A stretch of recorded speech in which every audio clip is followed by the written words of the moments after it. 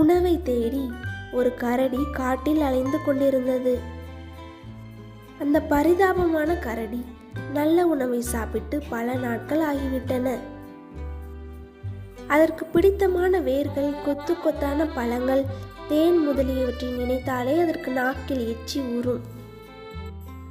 அது ஒரு அடர்த்தியான காடு. பல உயிரினங்கள் அதில் பரவி இருந்தது. தன் பசியை போக்கக்கூடிய உணவு எப்போது கிடைக்கும் என்று எண்ணியவாறு கரடி காடு முழுவதும் அலைந்து திரிந்தது. சற்று தொலைவில் மரக்கிளையில் இருந்து தொங்கிக் கொண்டிருந்த ஏதோ ஒன்று திடீரென்று அதன் கண்களுக்கு தென்பட்டது. அந்த மரத்தை நோக்கி கரடி சென்றது. அருகில் நெருங்கியது. தேன்கூடு ஒன்று கிளையிலிருந்து தொங்குவதை அது பார்த்தது. அதன் கண்களால் அவற்றை நம்ப முடியவில்லை. மரக்கிளையிலிருந்து தொங்கிக் கொண்டிருப்பது தேன்கூடா? ஆம், தேன்கூடுதான்.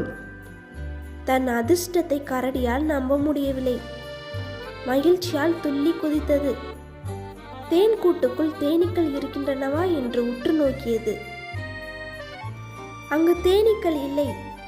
மிக உற்சாகத்தோடு சுவையான தேனை தேன்கூட்டிலிருந்து எடுக்க தன் காலை தூக்கியது.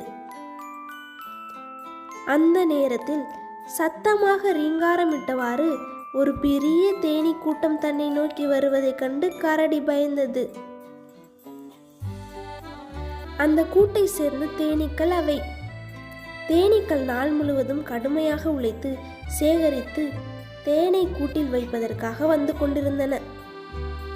கூட்டை நெருங்கும் போது அங்கிருந்த கரடியை பார்த்தன. நாம் கஷ்டப்பட்டு சேகரித்து வந்த தேனை இவன் அபகரிக்க பார்க்கிறான். வாருங்கள், வந்து தாக்குங்கள் இவனை. எல்லா தேனீக்களும் மிகுந்த கோபத்துடன் அந்த கரடியை கொட்ட ஆரம்பித்தன. தேனீக்கள் கொட்டியதால் கரடிக்கு மிகவும் வலித்தது. வலி தாங்காத கரடிக்கு அதிகமாக ஆத்திரம் ஏற்பட்டது. எனக்கு கிடைக்காத தேன் யாருக்கும் இனிமே கிடைக்க கூடாது. என் கைகளாலே அந்த தேன் கூட்டை நானே அளிக்கிறேன்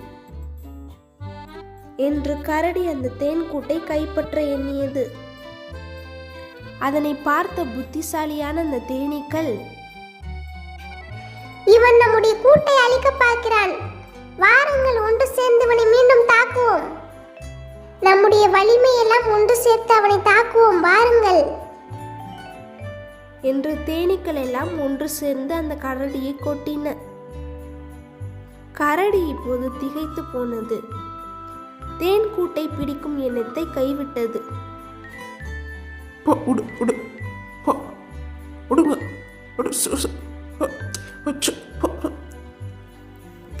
கரடி மிக வேகமாக ஓடியது. தேனீக்கள் கரடியை பின்தொடர்ந்தன. தேனீக்கள் ஒரு பாடம் புகட்ட விரும்பின.